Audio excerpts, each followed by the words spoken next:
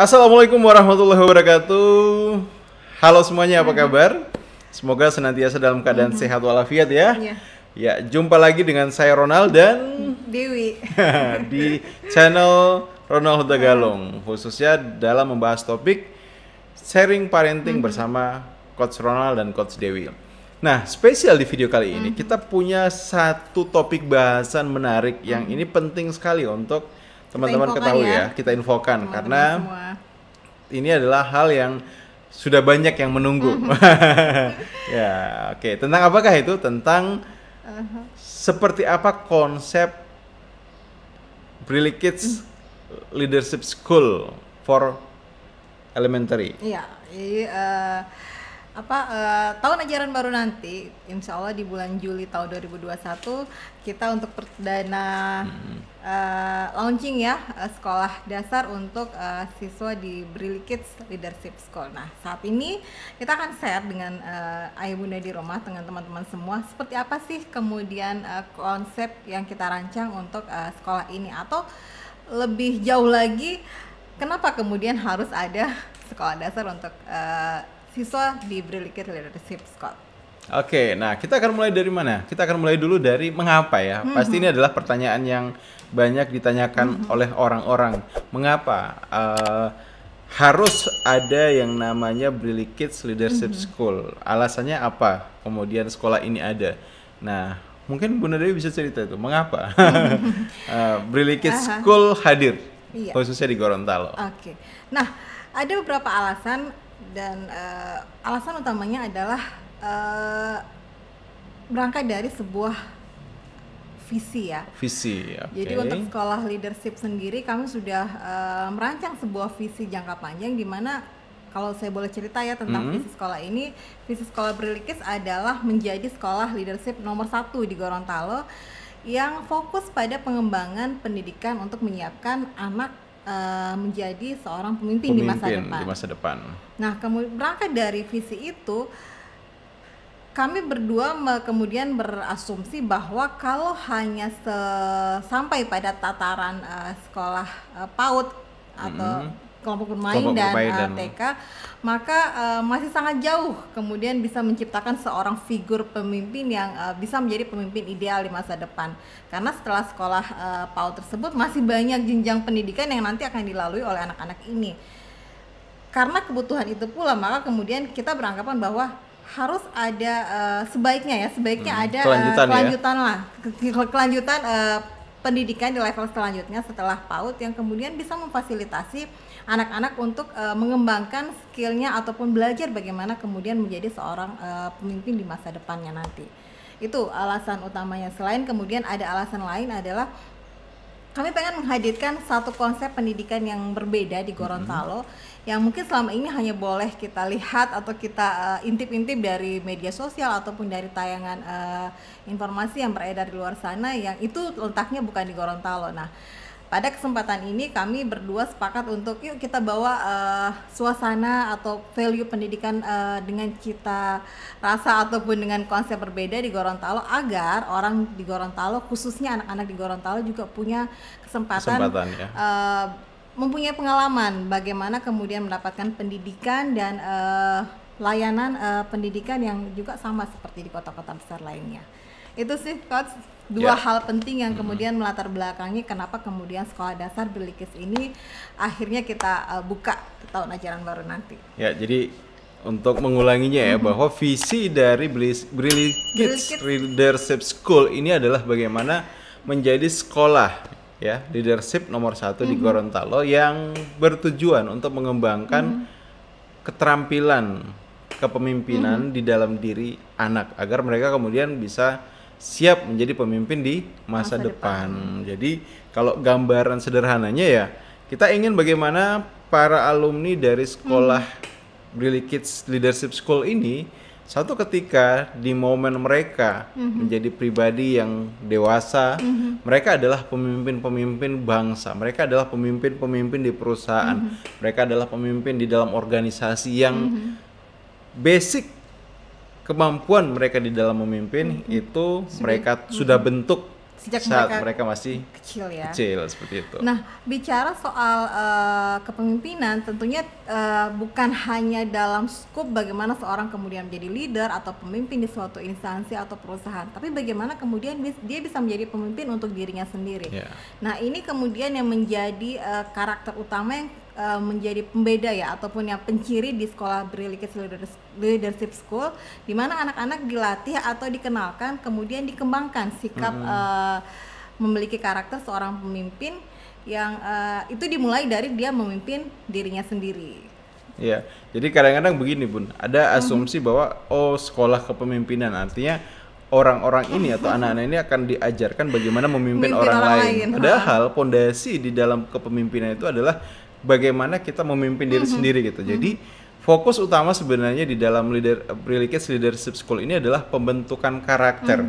Bagaimana seorang anak mampu menjadi pribadi yang disiplin, pribadi yang bertanggung jawab, punya visi ke depan, kemudian memiliki inisiatif yang sangat tinggi dan sangat toleran dengan sekitar. Karena ketika menjadi seorang pemimpin kita butuh jiwa yang besar ya, butuh mampu melihat segala sesuatu itu dalam konteks yang lebih luas, tidak kemudian terkotak-kotakan oleh hal-hal kecil hal-hal yang kemudian malah justru membuat akhirnya apa yang ada dalam dirinya, apa yang ada di dalam lingkungannya itu tidak bisa berkembang. Nah, seperti itu.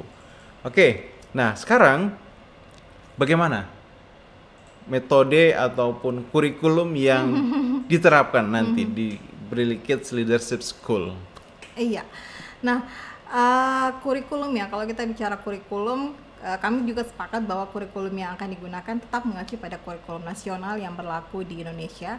Hanya saja biar lebih menarik dan mungkin pembelajarannya lebih dapat begitu. Kita mengkombinasikan kurikulum ini atau penerapannya ke anak-anak dengan metode Montessori.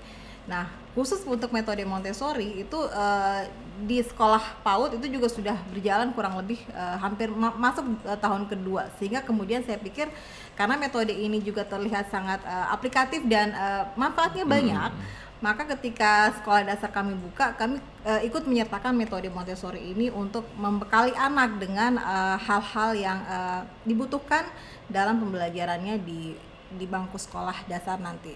Nah, selain dua kurikulum itu, kita juga menyiapkan kurikulum yang mampu menyiapkan anak untuk memiliki skill abad 21. Jadi bagaimana mereka bisa berkolaborasi, bisa berkreatif, bisa menjadi pribadi yang kreatif, bisa kemudian punya pemikiran yang kritis.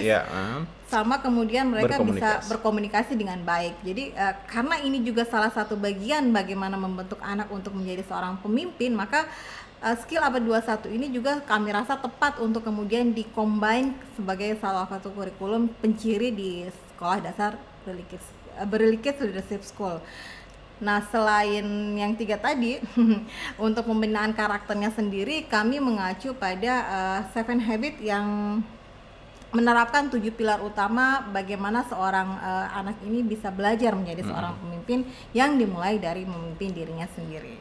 Itu sih Coach kalau untuk kita bicara kurikulumnya. Kurikulum ya. Oke, jadi sebenarnya merumuskan kurikulum ini bukanlah hal yang mudah untuk kita lakukan karena kita butuh ada kajian lebih dalam, kemudian menggali dari berbagai macam referensi, termasuk bagaimana kita butuh kemampuan meneropong tentang apa yang akan terjadi di masa depan. Nah, kenapa kemudian di dalam metode ataupun kurikulum Brilli Kids Leadership School ini kita masukkan skill abad 21 karena inilah yang kemudian ternyata menjadi satu kebutuhan anak-anak di masa yang akan datang. Sebenarnya tidak hanya akan di masa datang juga, tapi sudah mulai terasa sekarang ya, itu. Contohnya misalnya seperti ini.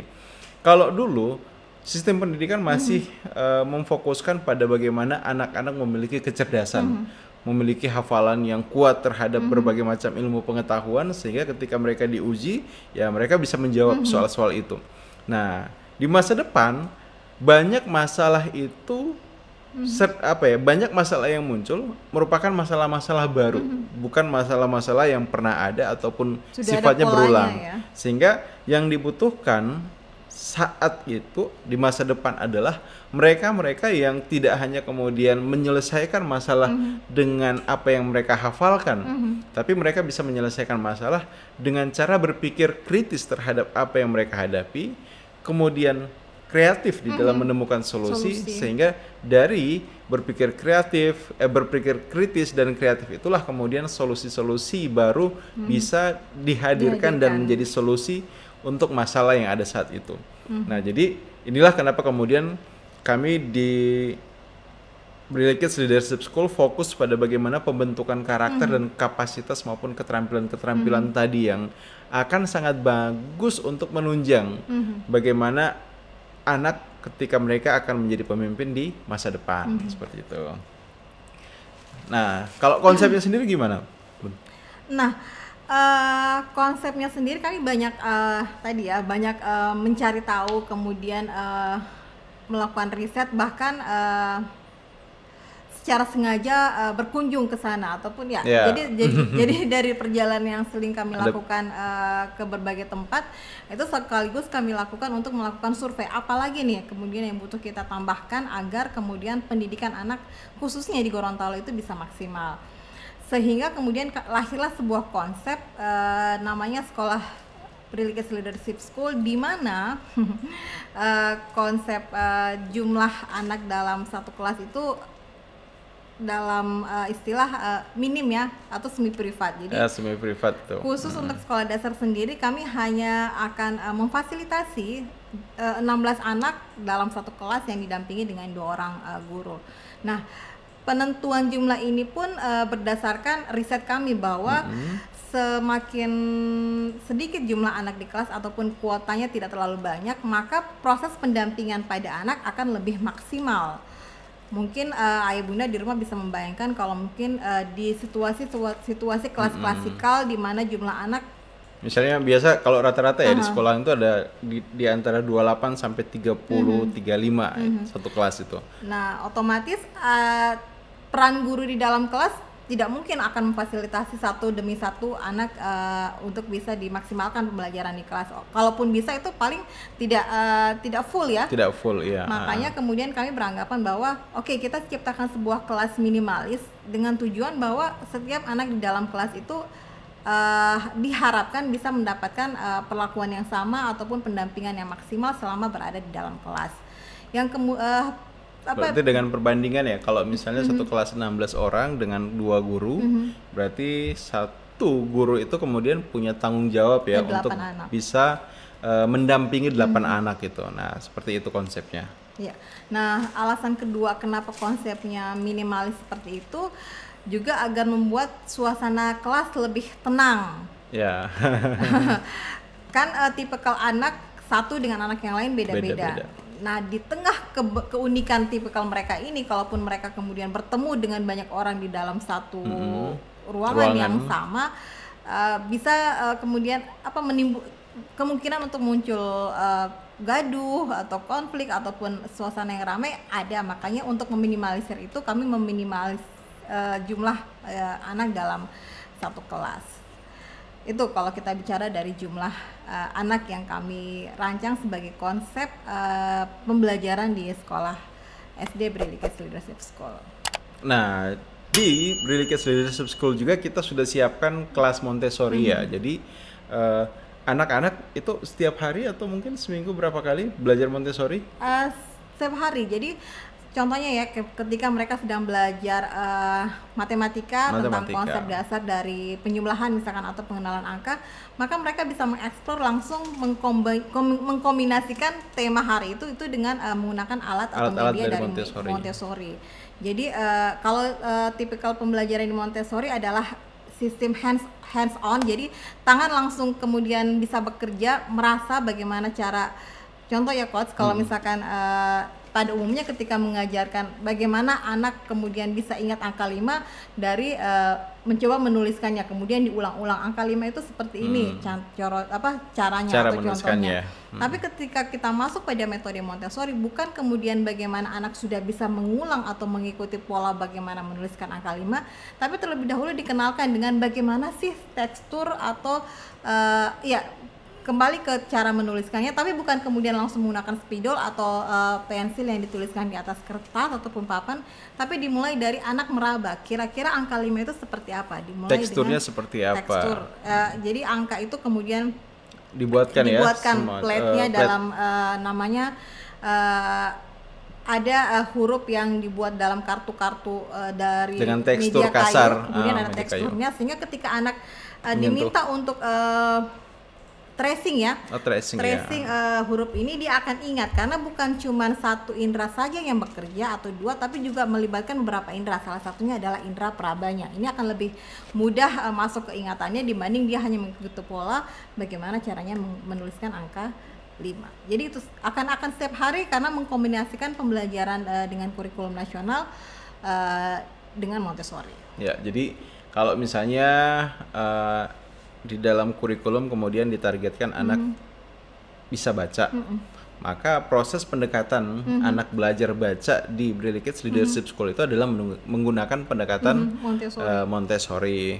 Kemudian ketika anak butuh belajar mengenal angka ataupun berhitung, maka pendekatan yang dilakukan di sekolah adalah pendekatan bagaimana metode Montessori digunakan untuk belajar angka ataupun berhitung. Jadi lebih banyak anak-anak mungkin bisa dikatakan di dalam proses belajar itu mereka 70-80%-nya adalah praktek langsung, ya, mengeksplorasi itu media belajar, kemudian hal-hal yang disiapkan oleh para pengajarnya. Jadi bukan hanya kemudian secara teori gitu ya, ada guru menjelaskan ini 1, ini 2 dan sebagainya, tapi mereka akan lebih banyak praktek.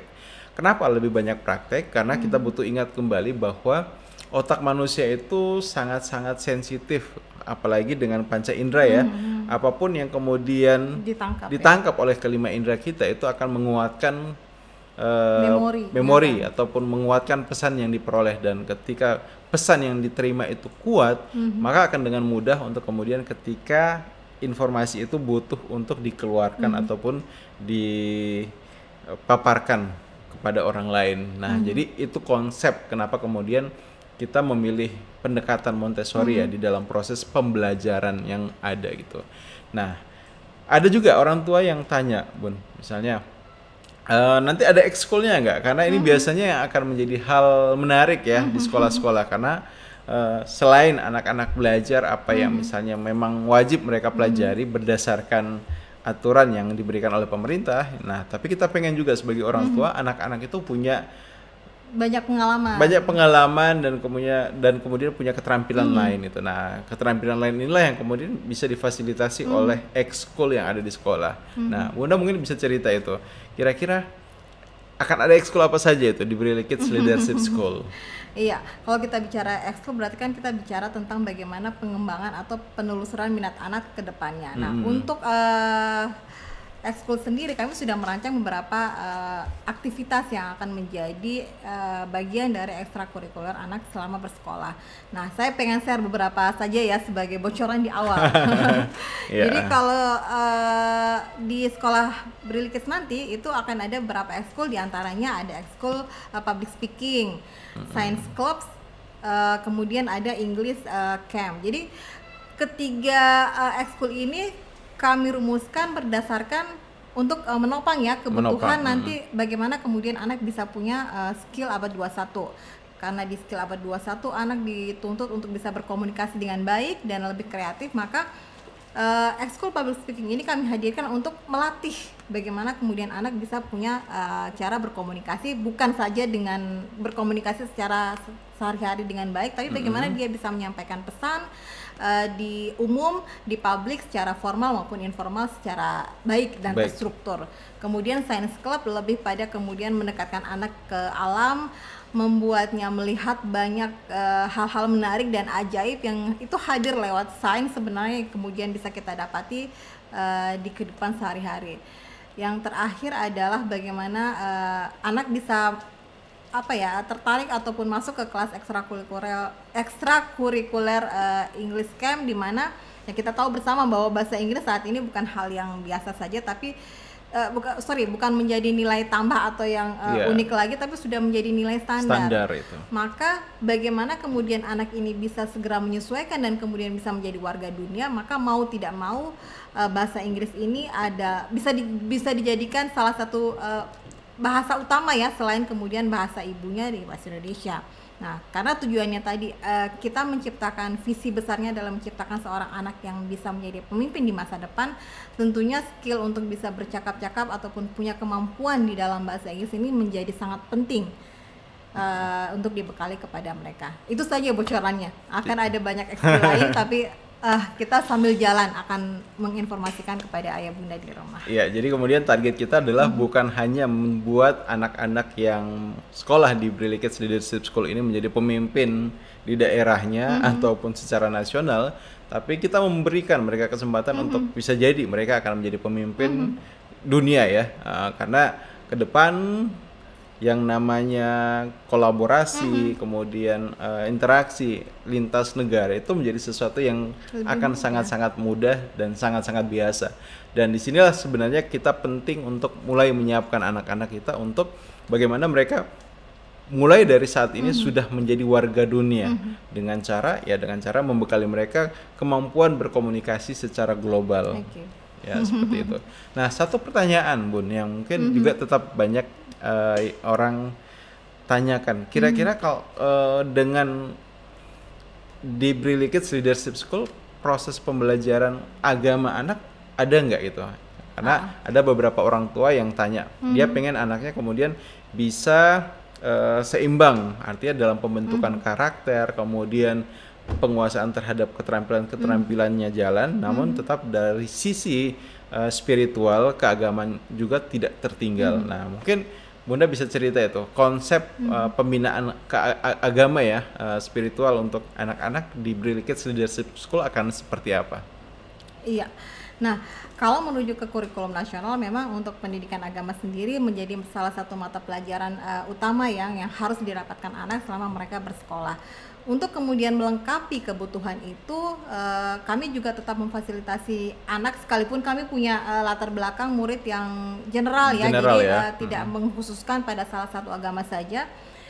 Ini kami rancang bahwa setiap siswa yang punya agama berbeda-beda ini akan terfasilitasi kebutuhannya. Contohnya ya, untuk agama yang Muslim, kami memfasilitasi anak bukan saja tahu tentang konsep ketuhanan, tapi juga bisa punya pemahaman ataupun bekal bagaimana kemudian dia bisa melafalkan surat-surat pendek ataupun surat-surat dalam Al-Quran, seperti yang dalam Al-Quran untuk digunakan dalam kesehariannya, ataupun kemudian bisa menggunakan atau doa-doa ya, hafal ya, doa-doa keseharian yang digunakan dalam beraktivitas.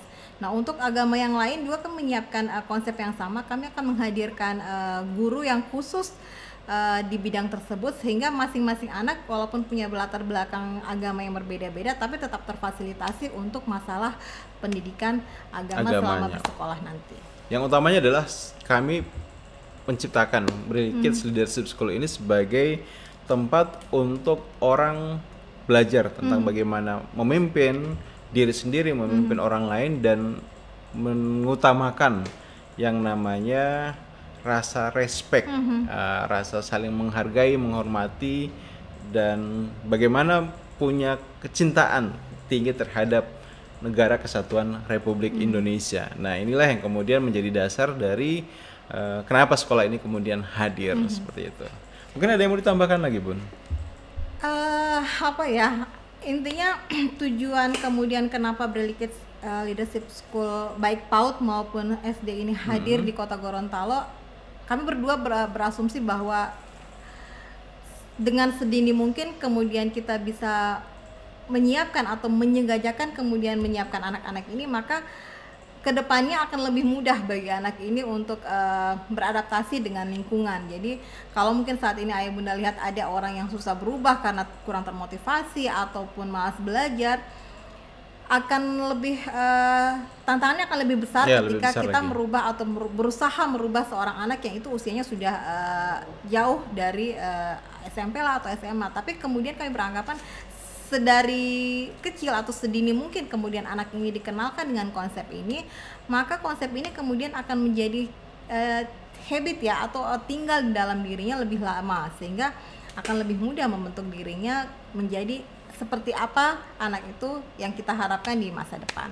Itu saja. Ya, seperti itu ya teman-teman semua, ayah bunda, informasi terkait dengan program pembukaan ya kelas Brilli Kids Leadership School. Semoga informasi ini bermanfaat dan sebagai informasi kuota kita saat ini itu hanya tersisa untuk 4 anak lagi. 4 anak lagi itu ya. Jadi sudah ada 12 anak yang daftar dan hanya tersisa 4 anak lagi. Silakan ayah bunda yang tertarik untuk mencari tahu lebih tentang sekolah ini bisa menghubungi kontak ya di ataupun RHS. komen ya, atau komen di bawah, nanti komen kemudian akan kita di tayangan ini, di video ini nanti akan kita bantu informasikan. Oke, demikian, terima kasih untuk waktu dan kesempatannya. Saya Ronald Tagalung, Saya Dewi Rahmawati. undur pamit. Wassalamualaikum warahmatullahi Wabarakatuh. wabarakatuh.